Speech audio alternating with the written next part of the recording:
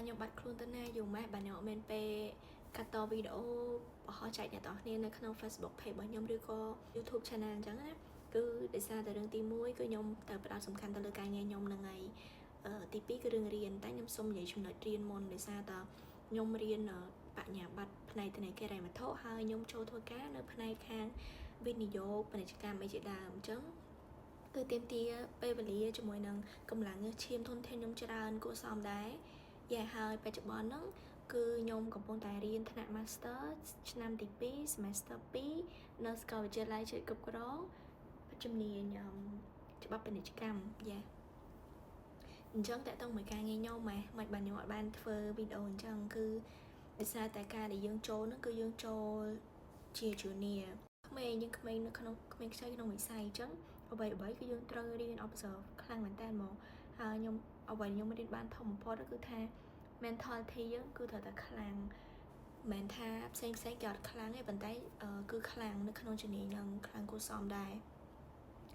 អញ្ចឹងទី1ត្រូវការដោះស្រាយ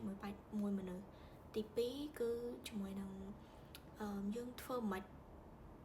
ឲ្យធ្វើការលឿនណាព្រោះឯកសារយើងត្រូវមើលច្រើនហើយទី3ឯកសារសំខាន់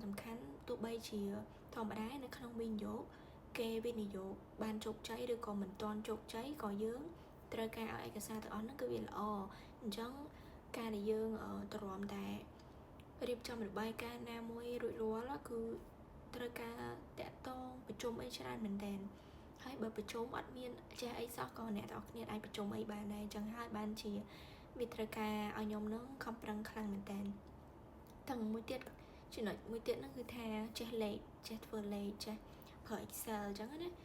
យ៉ាអញ្ចឹងខ្ញុំអត់ចង់ detail រឿងការងារអីទេជំនាញហ្នឹងនៅក្នុងវីដេអូហ្នឹងតែខ្ញុំចង់ប្រាប់ពីមូលហេតុគឺវាអញ្ចឹងឯងពេលខ្លះជួបភ្ញៀវពេលខ្លះក៏ទៅ networking event ហើយពេលខ្លះទៀតក៏ធ្វើលេខធ្វើអីក្រៅពីហ្នឹងយើងរៀនសូត្របន្ថែមភាគច្រើនគឺរៀនសូត្របន្ថែមមកជាមួយនឹងឆ្លើយតបនឹងធីមយើងឆ្លើយតបជាមួយនឹងភ្ញៀវ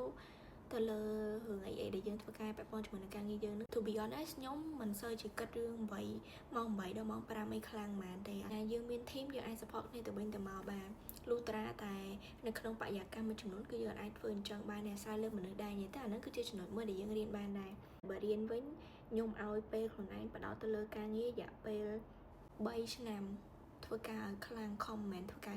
ខំប្រឹងឲ្យខ្លាំងដើម្បីរៀនឲ្យបានច្រើនដូចជាត្រូវមាត់ឲ្យខ្លាំងប៉ុណ្ណាក្រោយ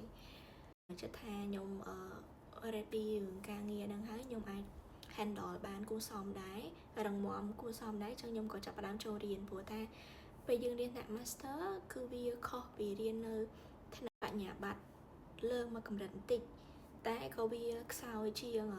PhD ឬក៏អីដែរតាមរៀនផងធ្វើការផងគឺដូចគ្នាអារម្មណ៍ផ្សេងគ្នា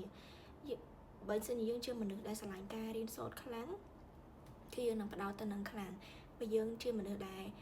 ឲ្យតម្លៃខ្លាំងទៅលើការងារគឺយើងនឹងបដោតការងារខ្លាំងអញ្ចឹងធម្មតាតែយើងទៅធ្វើការយើងយកប្រាក់ខែពីគេគឺយើងត្រូវខំប្រឹងធ្វើមិនឲ្យការងារនឹងរលូនដែរអញ្ចឹងបើសិនជាយើងអត់បានធ្វើឲ្យរលូនទេក៏ពិបាកដែរអញ្ចឹងអ្នកនរគ្នាដែលខ្ញុំឲ្យពេលខ្លួនឯង2-3ឆ្នាំបដោតលើការងារហ្នឹងហើយខ្ញុំក៏សម្រេចចិត្តថាខ្ញុំចូលរៀនវិញនៅឆ្នាំ2024ព្រោះណាមួយខ្ញុំក៏គិតថាវាចិត្តដល់ពេលដែលខ្ញុំត្រូវមានគ្រួសារអីដែរអញ្ចឹងមកកើតបើសិនជាពេលដែលខ្ញុំមានទៅខ្ញុំត្រូវចែកពេលវេលាឲ្យគ្រួសារខ្ញុំដែរអញ្ចឹងខ្ញុំព្យាយាមរៀនអ្វីឲ្យបានតាន់ពេលវីដេអូហ្នឹងខ្ញុំមានអីចែកម្លែកជូនអ្នកនរគ្នាតែប៉ុណ្្នឹងទេគឺបកស្រាយថាខ្ញុំខាន់ធ្វើវីដេអូហ្នឹងដោយសារមូលហេតុអីគេតែខ្ញុំនឹងព្យាយាមធ្វើវីដេអូជូនអ្នកនរគ្នាចាប់ពីពេលហ្នឹងទៅរាល់អ្វីក៏ដោយតើតើមួយការងារ relationship friendship family ការរៀនសូត្រ mindset ពីមុនណានៅពេលដែលខ្ញុំចាប់ផ្ដើមធ្វើវីដេអូហ្នឹងគឺខ្ញុំមាន